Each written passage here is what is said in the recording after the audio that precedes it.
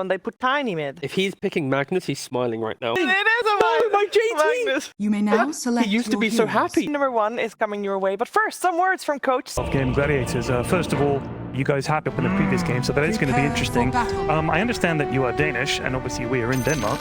Are you happy to have a TI here in Denmark? Versus Gaimin Gladiators, as we see the bounty rune battle occur here. One arrow, as in the auto attack arrow. IG across this year, and I think since the formation of the team, has struggled with the absolute most in international tournaments, and a big part of it has been because G2IG is the best carry in the patch.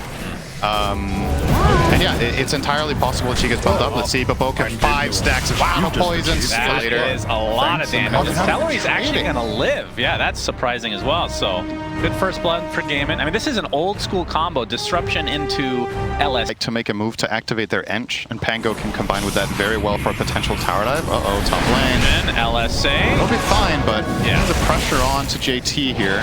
JT was trying to turn things around. Nothing to say. He's going to pop his Rolling Thunder. Will connect onto Celery. Baboka makes his way over as well with the Centaur Stomp.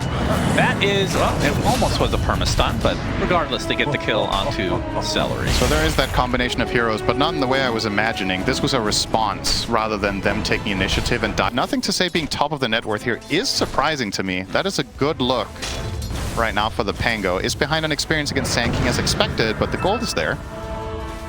Yep, definitely off to a good start. Looking at a fast Mage Slayer. Burrow Strike will find Monet. Level 5 right now on the Luna. Baboka gonna force Quinn back, although we have a Fiend's Gate coming in. Is he gonna cancel that? He did. Indeed he did. Nothing to say. Gonna spot a couple more towards the river here from Gaimin Gladiators side.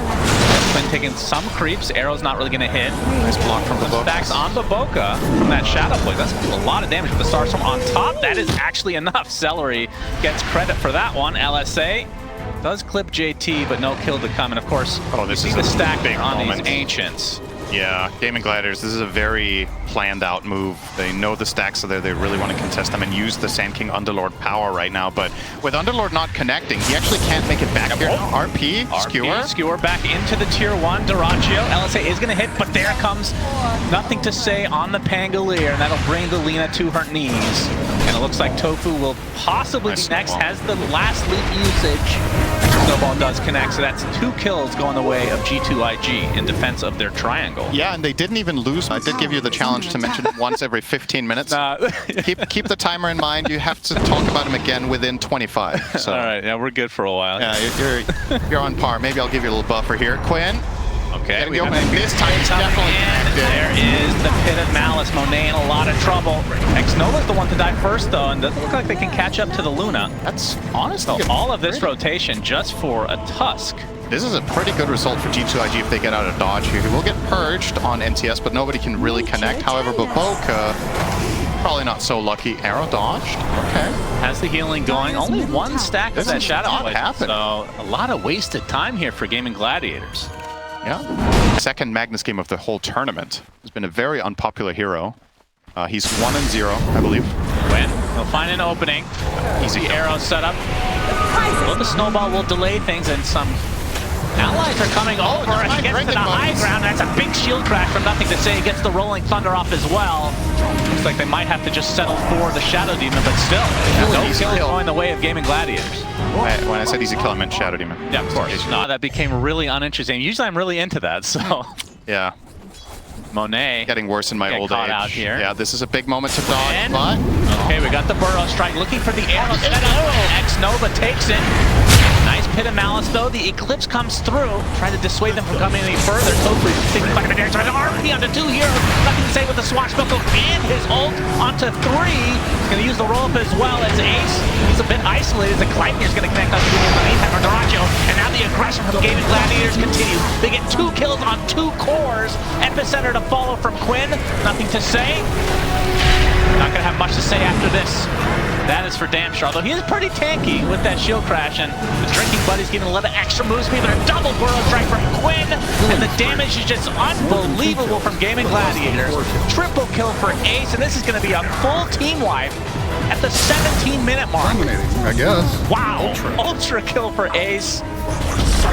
And they're going to get a tier 1 to boot. Somehow, out of nowhere. Away here, we'll turn on Tofu and force him out, but there we go. 2-man RP and a nice combo from Tango, but there's no real backup here. So they use the Greaves on the Underlord and they just stay alive on the whole team, and Duracho with a beautiful Gleipnir into 2-man stun. Kind of seals the deal, but look how low they are. Yeah. I think he got stunned mid shield crash there as well, by the way. On nothing to say, he was mid-air, or that could have 10. Brought to you by Jack Chen Korean Barbecue. So now 7K lead for Gaimin. They have the Aegis. That's what was happening, that little screen down there while we were looking at the replay. And I mean, this is a really early Roshan. J2IG do to get back in this game. Obviously, they have a Luna, which has been a monster. Damage in the meantime, I could easily see them find multiple kills. The tricky part is, with that big teamfight victory, the Underlord pipe is not that far away, and that's going to swing things in a big way. Well, they're going to try to skewer it this time. Yeah, onto a tanky target. Ace already at half HP, but here comes the counter initiation from Quinn, showing off that Bloodstone. There's a Pit of Malice onto the 2 supports of G2IG. Will likely fall very shortly here. Aegis still intact as Duracho just right-clicks JT casually. Nothing to say. Oh, just in time with that disruption to cancel the TP. And again, it's been 9 kills in a row, if I'm not mistaken. For the side of G2IG.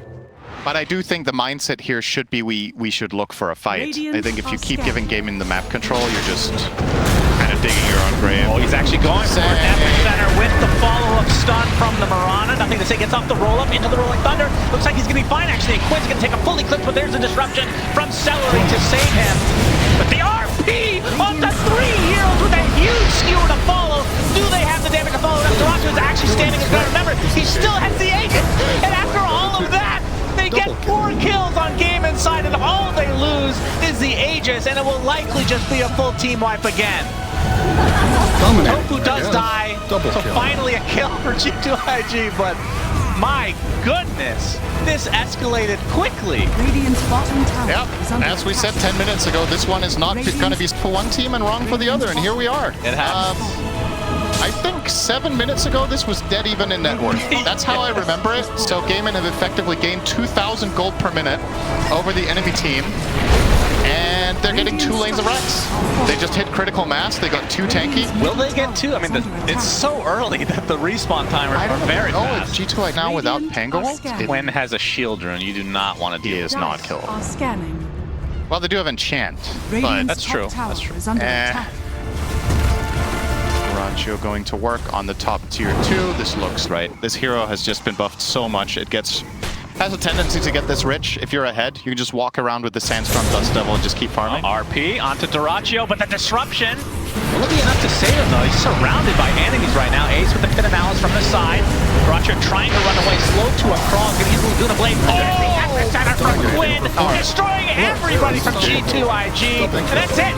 That's game 1 in the books. Gaimin Gladiators slap around Jack Chen. And they win game 1. Gaimin Gladiators victory. 25 minutes exactly, huh?